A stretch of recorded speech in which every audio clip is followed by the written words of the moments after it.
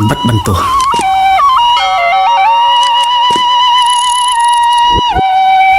កាលពីព្រេងនាយមានបរិសុទ្ធពីរនាក់ជាបងប្អូននឹងគ្នាម្ដាយឪពុកក៏បានស្លាប់អស់ទៅនៅតែពីរនាក់បងប្អូនក៏បបួលគ្នាទៅនៅវត្តរៀនធម៌រៀនអាសាស្ត្រាបាលីជាមួយនឹងលោកសង្ឃលោកក៏មេត្តាករុណាព្រានប្រដៅឲ្យរៀនសូត្រក្មេងទាំងពីរព្យាយាមណាស់រកក្មេងណាស្មើគ្មានដល់រៀនចេះចប់លោកគ្រូបំពោះនេនទាំងពីរពុំខ្ជិលសោះរៀនសូត្រនិងបម្រើគ្រូពុំឲ្យគ្រូអអន់ព្រះតីឡើយហើយនេនទាំងពីរបួសបាន5ភាសានឹកចង់សឹកក៏ចូលទៅវន្តាលាលោកគ្រូសឹកលោកគ្រូក៏ព្រមឲ្យសឹករួចលោកគ្រូផ្ដាំទៅបរោះបងឲ្យទៅរកស៊ីនៅស្រុកចិននិងបានទៅជាចៅសួធំក្នុងស្រុកចិនបរោះប្អូនគ្រូពុំបានផ្ដាំអ្វីឡើយត្បិតគ្រូមើលឃើញថាបរោះប្អូននឹងបានសោយរាជជាស្ដេចពីនគរទើបលោកគ្រូផ្ដាំថាចៅឯងតើរកស៊ីបើនឿយហត់កុំដេកយកប្រពន្ធត្រូវមើលម្ដាយក្មេកចូលដំណេកកុំនិយាយនឹងប្រពន្ធពាក្យទាំង3ម៉ាត់នេះមានតម្លៃស្មើនឹងនគរ2យើងគ្មានអ្វីឲ្យឯងទេបរិសុទ្ធទាំងពីរអ្នកបងប្អូនក៏លាលោកគ្រូដើរចេញទៅបរិសុទ្ធបងទៅរកស៊ីឯស្រុកចិនតាមពាក្យគ្រូផ្ដាំក៏បានទៅជាចៅសួធំមែនបរិសុទ្ធប្អូនមិនដឹងរកស៊ីអ្វីក៏ទៅនៅនឹងបងប្អូនញាតិសន្តានគេក៏អាណិតដណ្ដឹងប្រពន្ធរៀបការឲ្យធ្វើផ្ទះឲ្យនៅបរិសុទ្ធនោះភ្លេចពាក្យបណ្ដាំគ្រូនៅរកស៊ីនឹងប្រពន្ធជួនមានស៊ីជួនអត់ស៊ីបានព្រឹកអត់ល្ងាចបានល្ងាចអត់ព្រឹកសម្លៀកបំពាក់ក៏គ្មានតែខោកញ្ចាស់មួយពាក់កណ្ដាលផ្លូវដាច់ដោចលិចមុខលិចក្រោយបរិសុទ្ធនោះតែងតែដើរទៅកំពង់ទឹកក្រែងមានគេមកពីស្រុកចិននឹងបានសួរដំណឹងពីបងខ្លួនថ្ងៃមួយមានសំពើពីស្រុកចិនបរិសុទ្ធនោះចុះទៅសួរថាអ្នកនាយសំពើអើយក្រែងបានប្រទះខ្មែរម្នាក់ទៅរកស៊ីស្រុកចិន5ឆ្នាំហើយនាយសំពើប្រាប់ថាឃើញខ្មែរម្នាក់ដែរឥឡូវនេះគេជាចៅសួមានងារធំនៅក្នុងស្រុកចិនគ្មានអាណាមានស្មើទេបរិសុទ្ធសួរទៅនាយសំពើថាអ្នកនាយសំពើអើយតាអ្នកអញ្ជើញទៅស្រុកចិនមានថ្ងៃណានាយសំពើក៏ឆ្លើយខ្ញុំប្រហែលជា3ថ្ងៃទៀតនឹងវិលត្រឡប់ទៅវិញហើយបរិសុទ្ធនិយាយនឹងនាយសំពើថាអ្នកនាយសំពើបើអ្នកអញ្ជើញទៅវិញសូមអាណិតខ្ញុំសុំទៅដោយសារផងបរិសុទ្ធនោះក៏លានាយសំពើមកផ្ទះវិញទៅដល់ផ្ទះបរិសុទ្ធនោះនិយាយនឹងប្រពន្ធថានាងអើយយើងសប្តាហ៍ថ្ងៃនេះក្រលំបាកណាស់ឥឡូវនេះឮដំណឹងថាបងខ្ញុំដែលទៅនៅឯស្រុកចិននោះគេបានធ្វើជាចៅសួធំនៅក្នុងស្រុកចិនឥឡូវនេះខ្ញុំចង់ទៅក្រែងបងខ្ញុំគាត់ឃើញយើងក្រគាត់មានចិត្តអាណិតអាសូរយើងខ្លះហើយឲ្យប្រកាសចាយសម្ពុតអាវស្លៀកពាក់ខ្លះណាប្រពន្ធឮប្តីថាដូច្នោះសួរថាចុះអ្នកទៅជាមួយនរណាបរិសុទ្ធជាប្តីប្រាប់ថាខ្ញុំសុំដោយសារជាមួយនឹងនាយសំពៅគេនឹងទៅក្នុងរយៈពេល2-3ថ្ងៃទៀតនេះហើយប្រពន្ធថាបើអ្នកទៅក៏ទៅចុះលុះដល់3ថ្ងៃបរិសុទ្ធនោះក៏ចុះទៅនាយសំពៅឃើញបរិសុទ្ធនោះក៏ហៅចុះសំពៅចេញទៅនៅតាមផ្លូវបរិសុទ្ធនោះមើលថែទាំជួយរក្សារបស់ទ្រព្យនាយសំពៅដោយរបស់ខ្លួននាយសំពៅឃើញបរិសុទ្ធនោះមានគំនិតមារយាទល្អក៏ស្រឡាញ់រាប់អានអាណិតឲ្យបាយទឹកស៊ីជារៀងរាល់ថ្ងៃឯប្រពន្ធបរិសុទ្ធនោះក្រោយពីបរិសុទ្ធប្តីទៅស្រុកចិនលួចមានសហាយយកមកដេកពេលយប់ហើយឲ្យទៅវិញនៅពេលថ្ងៃនិយាយពីបរិសុទ្ធដែលទៅជាមួយនឹងនាយសំពៅលុះទៅដល់ស្រុកចិនក៏សួរនាយសំពៅថានាយសំពៅវិលទៅស្រុកខ្មែរវិញថ្ងៃណាជួយប្រាប់ខ្ញុំផងណានាយសំពៅប្រាប់ថា3ថ្ងៃទៀតខ្ញុំនឹងចេញទៅហើយបរិសុទ្ធឮដូចនេះ ក៏ចាក់ចេញពីសំពៅដើរសួររកបងទៅដល់មកទ្វារផ្ទះបងឃើញមនុស្សចាំទ្វារក៏សួរថានេះហើយឬផ្ទះលោកចៅសួរខ្មែរអ្នកចាំទ្វារសួរថាអ្នកឯងមកពីណាសួររកផ្ទះលោកចៅសួរបរោះប្រាប់ថាខ្ញុំមកពីស្រុកខ្មែរ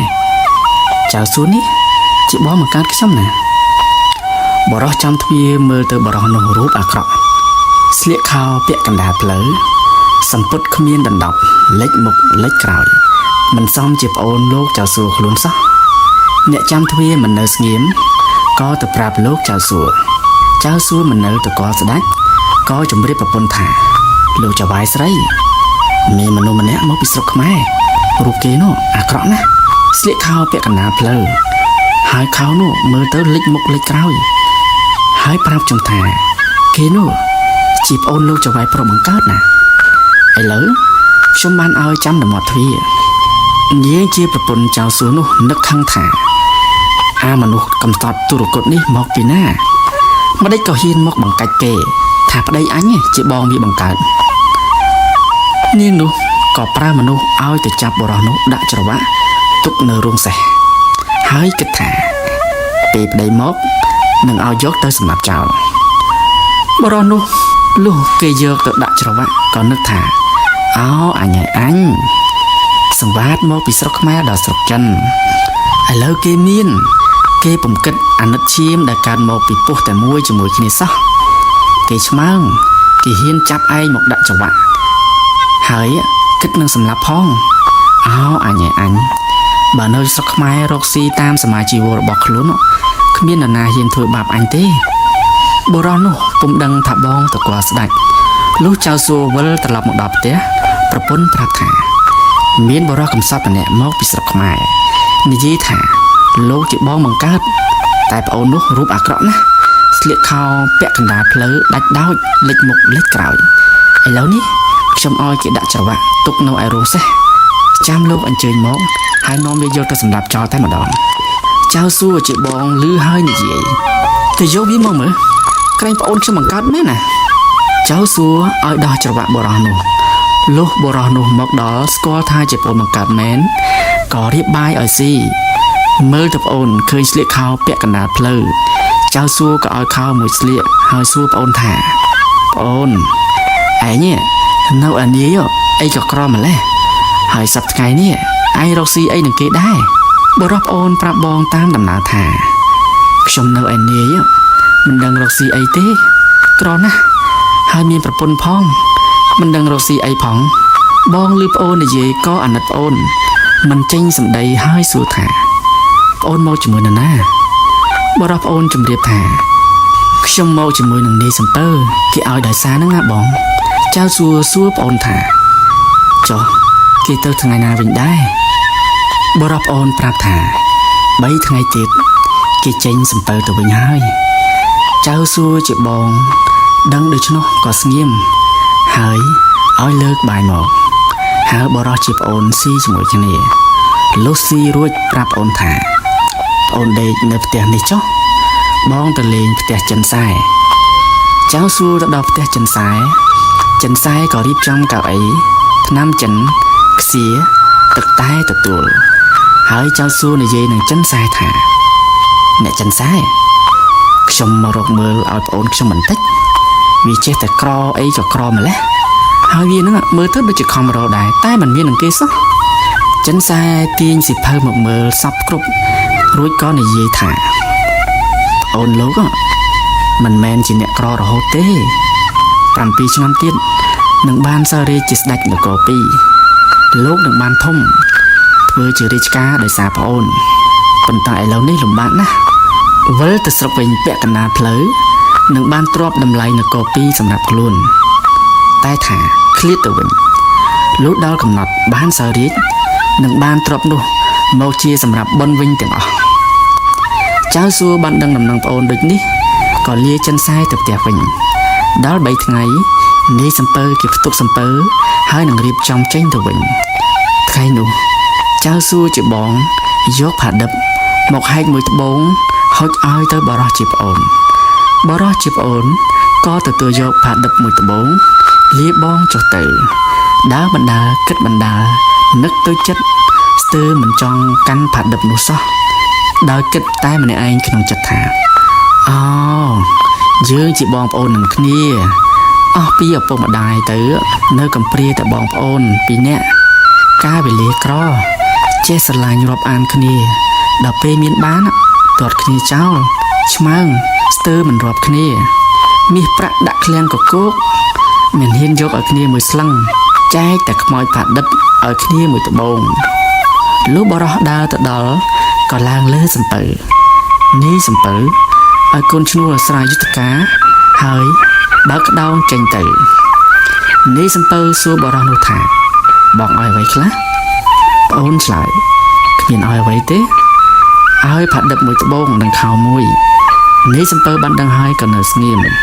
លុះបើកសំពៅទៅដល់កណ្ដាលផ្លូវយប់ងងឹតនឹងទៅពំរួចក៏បោះយុទ្ធការដេកហេតុតែបណ្ដាលបរោះនោះនឹកឃើញពាក្យដែលគ្រូផ្ដាំថានឿយណាស់កុំឲ្យដេកឥឡូវអ្នកទាំងអស់គ្នាលើសំពៅនេះដេកអស់ទៅហើយដូចនេះអញកុំដេកអីហើយក៏អង្គុយនៅក្បែរក្តោងពុំហ៊ានដេកលុះអាត្រៀតមានយក្សមួយហោះមកឃើញសំពៅក៏ចុះមកប៉ងនឹងស៊ីមនុស្សយក្សឆ្ងោកមើលទៅក្នុងសំពៅធ្លាក់ពុកមាត់ទៅលើបរោះនោះក៏ស្ទុះទៅស្រវាចាប់ជាប់ហើយស្រែកថាហាឯងស្លាប់នឹងដៃអញហើយពេលនេះយក្សឮបរោះនោះថាដូចនេះក៏ផិតភ័យណាស់តែស្ទុះទៅពំរួចត្បិតបរោះនោះចាប់ពុកមាត់ជាប់យក្សភ័យក្រែងស្លាប់ក៏និយាយនឹងបរោះនោះថា